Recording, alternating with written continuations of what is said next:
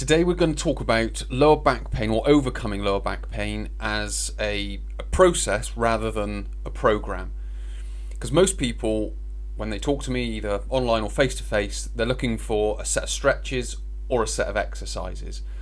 And that can be great to start with, but we have to understand that that isn't going to get you to overcoming lower back pain. There's a bit more of a process to it, and what we're going to do in this tutorial is trying to highlight what that process is. If you are struggling with lower back pain and you do need some help, click the link below and go through to my How to Overcome Lower Back Pain online consultation and coaching, and there's also a link there for the face-to-face coaching as well.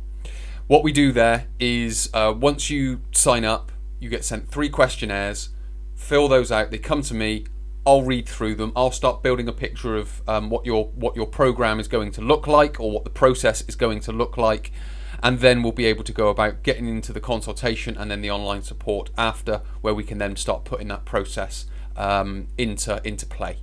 As I mentioned at the start, a lot of people will come to me with these 2 questions. What stretches should I do? What exercises should I do? Or both. So they're looking for like this set program, and in some respects the way the industry has set itself up, and maybe the way that social media is currently working, what a lot of people think is that there is 4 exercises, there is 3 exercises, there are 5 stretches that are going to help you overcome your lower back pain. And what I will say is those 4 exercises, as a general rule, will be helpful or could be helpful, but they may not be the whole answer, because lower back pain is or it can be certainly an ever-changing, the way to overcome it is ever-changing, is I guess what I'm trying to say. Because what stretches an exercise you start with might not be the same as the stretches and the exercises you should be doing later. So it's very much understanding that when you get those 4 exercises, they may be the best ones to start with, but there needs to be some progression to that. So there is a process to it. And what the process is essentially is listening to your body, but again, you've got to be able to understand and interpret what the body is saying.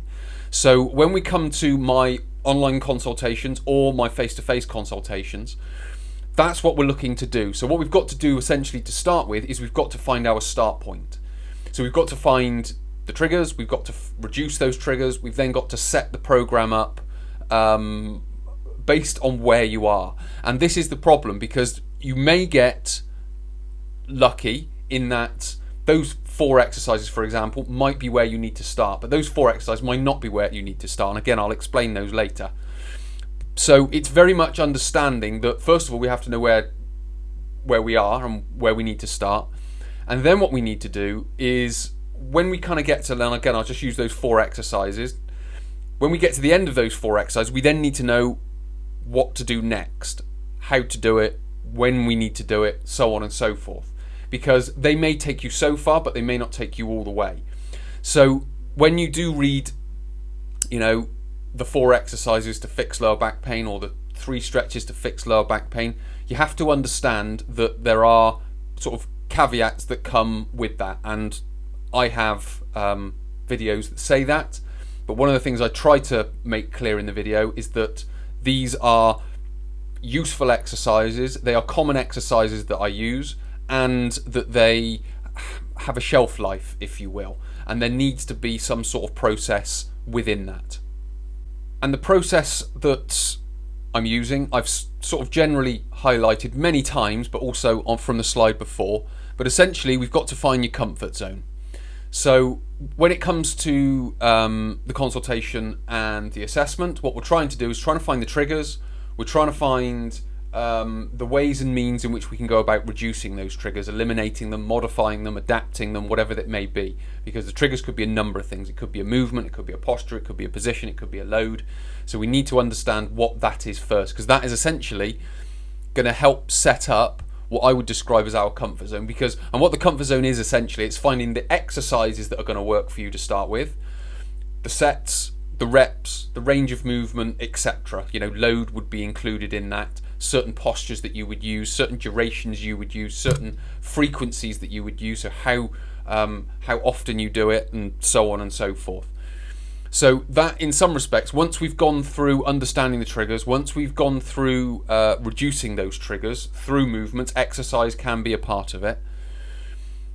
Once we've then got that program and we've got you started, it's then what I would describe as gathering data, essentially, and doing it, and then finding out what's working, what's not working, and then going about the next bit in then adding new exercises, sets, reps, range of movement, etc. So all those different variables that have been described need to be modified, added to, because if it could also go, we set you up with a set of exercises with some sets and some reps, but what we find out is that maybe we're doing too many sets and we get sort of too much fatigue in the system.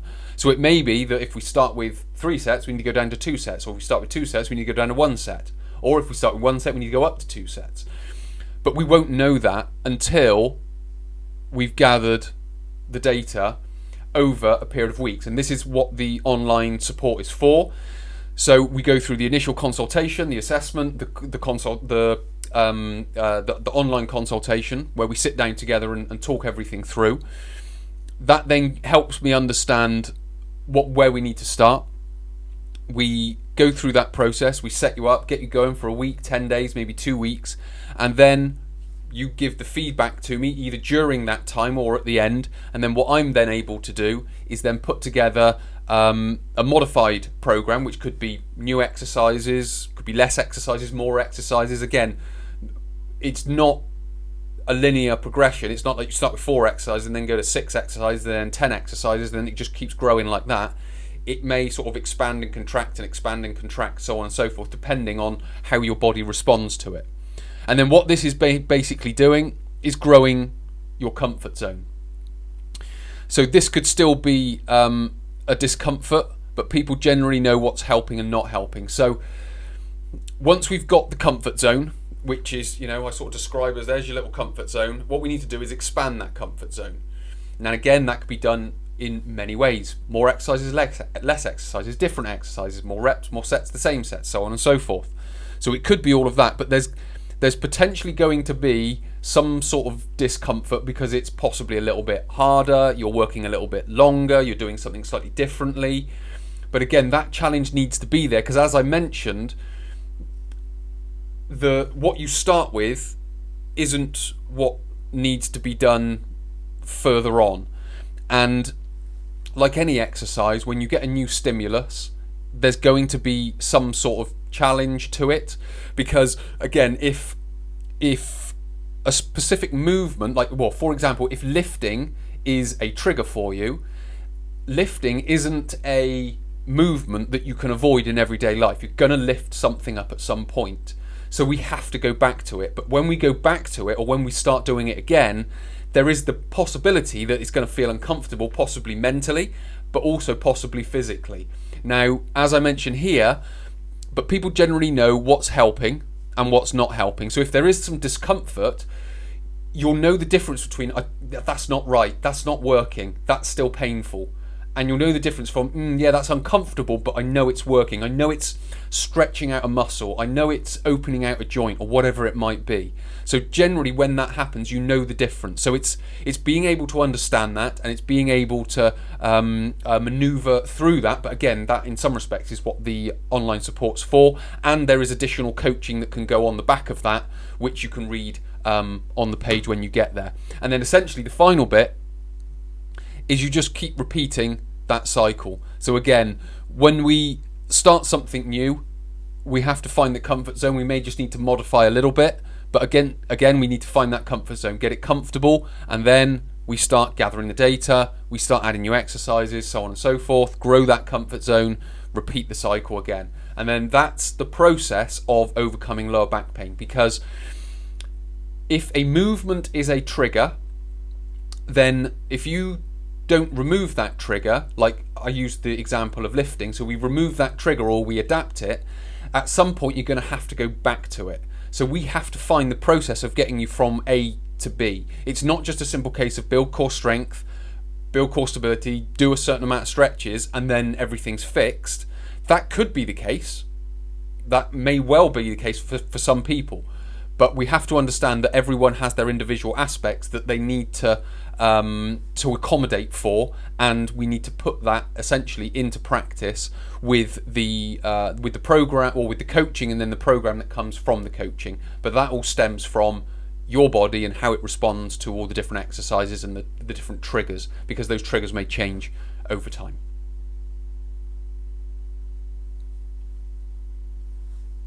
So to summarize what we've talked about, lower back pain, or overcoming lower back pain, isn't a set program. It isn't a set amount of exercises. There's more of a process to it. And the process is we've got to understand the triggers, then remove those triggers. We can then start rebuilding in place. So we need to find the comfort zone of exercises, reps and sets and so forth. We then need to gather data on that. We then need to sort of grow that comfort zone by adding in new exercises, new reps, new sets, whatever it may be, and then repeating that cycle, which is where the ongoing coaching comes in, because people need that help to be able to know what to do next. And that again is another sort of question that gets asked. It's like, well, okay, this is fine, what do I do next? What do I do now? What do I do after a month or 6 weeks or 2 months or whatever it might be? So that's what the process is there to do, for the very reason that lower back pain is a sort of a changing, because there are mechanical triggers. Those triggers could change over time, and we need to keep on top of that until they are, in some respects, all eliminated. But you are still able to do the movements, the lifting, the carrying, the bending, the pushing, the pulling, whatever it may be.